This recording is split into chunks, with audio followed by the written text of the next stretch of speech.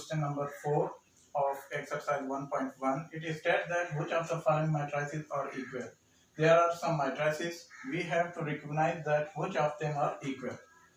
हमें पता है कि मैट्रिक्स इक्वल कब होते हैं, दो मैट्रिक्स बराबर कब होते हैं। दो मैट्रिक्स तब बराबर होते हैं जब पहले तो उनका ऑर्डर सेम हो और उसके बाद उनके जो करेस्पॉन्डिंग एलिमेंट्स हैं वो सेम हो। तो पहले हम देखेंगे कि ऑर्डर उनके सेम है या नहीं। अगर ऑर्डर सेम नहीं है तो हमें करेस्पॉन्डिंग एलिमेंट्स चेक करने की ज़रूरत नहीं है, क्योंकि अगर किसी भी दो मैट्रिक्स के अगर ऑर्डर सेम नहीं है तो वो इक्वल हो ही नहीं सकते। अब हम देखते हैं, यहाँ पे हमारे पास ए है। अब हम देखेंगे कि ए के इक्वल कौन सा मैट्रिक्स है। पहले तो हम ए का ऑर्डर चेक करेंगे। ए का ऑर्डर क्या है, 3 रोज हैं इसमें और 1 कॉलम है, तो मीन्स इसका ऑर्डर क्या है, 3/1। अब हम देखेंगे कि 3/1 का कौन सा मैट्रिक्स है। बी 3/1 का नहीं है, सी भी 3/1 का नहीं है, डी भी 3/1 का नहीं है, ई 3/1 का है। इसमें जो ये एलिमेंट्स हैं इसमें ये एक ही एलिमेंट है, 4 + 1, ये दो अलग-अलग नहीं है। तो इसमें 3 रोज हैं, 1 2 3 और 1 कॉलम है, तो इसका ऑर्डर भी 3/1 है और एक ऑर्डर भी 3/1 है। तो फिर हम देखेंगे कि क्या इनके जो करेस्पॉन्डिंग एलिमेंट्स हैं वो सेम है या नहीं है। यहाँ पे ए है हमारे पास 5 3 4 और ई को भी मैं डायरेक्ट यहाँ पे जो है सिंप्लीफाई करके लिखा। 4 + 1 क्या होगा, 5 होगा। 5 - 2 क्या होगा, 3 होगा और 4। अब देखें इनका ऑर्डर तो सेम है। ऑर्डर ऑफ ए इज 3/1,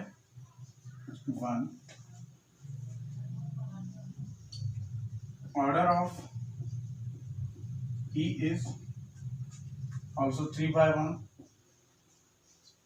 अब इनका ऑर्डर सेम है। अब हम देखेंगे करेस्पॉन्डिंग एलिमेंट। करेस्पॉन्डिंग एलिमेंट का मतलब क्या होता है कि वो एलिमेंट जो सेम जगह पे हो। जैसे यहाँ पे 5 की पोजीशन क्या है, 5 जो है फर्स्ट रो और फर्स्ट कॉलम में, तो यहाँ पे फर्स्ट रो और फर्स्ट कॉलम में क्या है, 5 है, करेस्पॉन्डिंग है दोनों और दोनों 5 है, सेम है। फिर यहाँ पे 3 की देखिए पोजीशन क्या है, 3 सेकंड रो और फर्स्ट कॉलम में है। यहाँ पे देखिए ई में सेकंड रो और फर्स्ट कॉलम में क्या है, यहाँ पे भी 3 है, सेम है। और सेम इसी तरह से 4 की पोजीशन क्या है, 4 थर्ड रो और फर्स्ट कॉलम में। और यहाँ पे भी देखिए 4 जो ई में है वो भी कहाँ पे है, थर्ड रो और फर्स्ट कॉलम में। मीन्स यहाँ पे भी ये करेस्पॉन्डिंग एलिमेंट सेम है। तो they are corresponding elements of A and E are also same.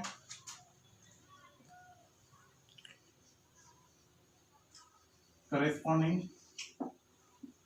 elements of A and E are same। इनका ऑर्डर भी सेम है और करेस्पॉन्डिंग एलिमेंट्स भी सेम है। तो इसका मतलब क्या है कि matrix A is equal to matrix E। अब हमने इसको शो कर दिया। अब ये तरतीब आप सबके साथ जो भी सॉल्व करते हैं लिख सकते हैं, मैं डायरेक्ट अब सॉल्व करता जाऊंगा। तो यहाँ पे फिर देखें, हम बी के लिए चेक करेंगे कि बी किसके इक्वल है। सबसे पहले हम क्या चेक करेंगे, order of B. What is the order of B. देखिए कितने रोज हैं। रो क्या होता है, एक हॉरिजॉन्टल लाइन, इसमें 2 हॉरिजॉन्टल लाइंस हैं, मींस इसमें 2 रोज हैं। तो बी का ऑर्डर क्या है और कॉलम कितने हैं, 3 कॉलम है। तो बी का जो ऑर्डर है वो 2/3 है। तो हम चेक करेंगे कि 2/3 का कौन सा मैट्रिक्स है। क्या सी 2/3 का मैट्रिक्स है, नहीं, इसमें 3 रोज हैं और 2 कॉलम है, तो 3/2 का। ये देखें 3/3 का है, ये दो 3/1 का है, ये 1/1 का है और ये 3/3 का है। तो यहाँ पे कोई भी बी के इक्वल नहीं है। इनमें भी आप देखें इनका भी ऑर्डर चेंज है। इसके बाद हम सी देखेंगे। सी का ऑर्डर क्या है, कितने रोज हैं, 3 रोज हैं और कॉलम कितने हैं, 2 हैं, मीन्स 3/2। 3/2 का मैट्रिक्स कौन सा है, दूसरा D 3/3 का है, E भी 3/1 का है। सिर्फ यहाँ पे देखें तो H मिलेगा आपको। इन C और H का क्या ऑर्डर सेम है, 3/2, ये भी क्या है 3/2।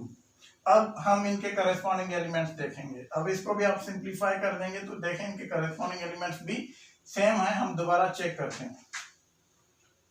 अब मैं ये C को दोबारा लिख रहा हूं, 2 1 5 3 1 2। अब H को आप सिंप्लीफाई कर दें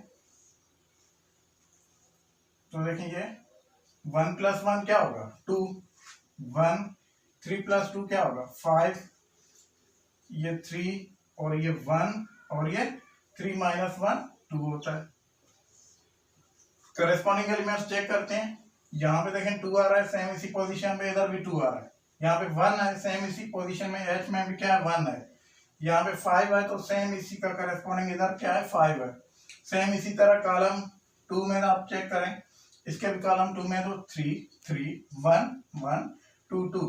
तो इनके करस्पॉन्डिंग एलिमेंट्स भी सेम है, इनका ऑर्डर भी सेम है। तो इसका मतलब क्या है C = H। उसके बाद अगर आप D को देखें तो D का ऑर्डर क्या है 3/3 है।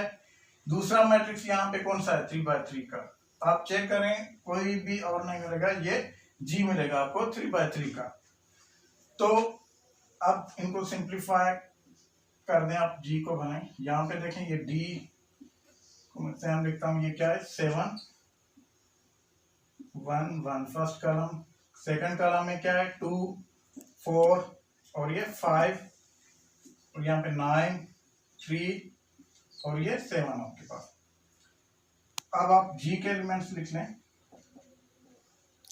G में देखेंगे क्या हो जाएगा 6 प्लस, तो यहाँ पे देखें 6 + 1 क्या होगा 7, 1 1 सेम, 2 4 5 कॉलम 2 में 2 4 5 और ये 10 - 1 क्या होता है 9, 3 सेम और ये 7।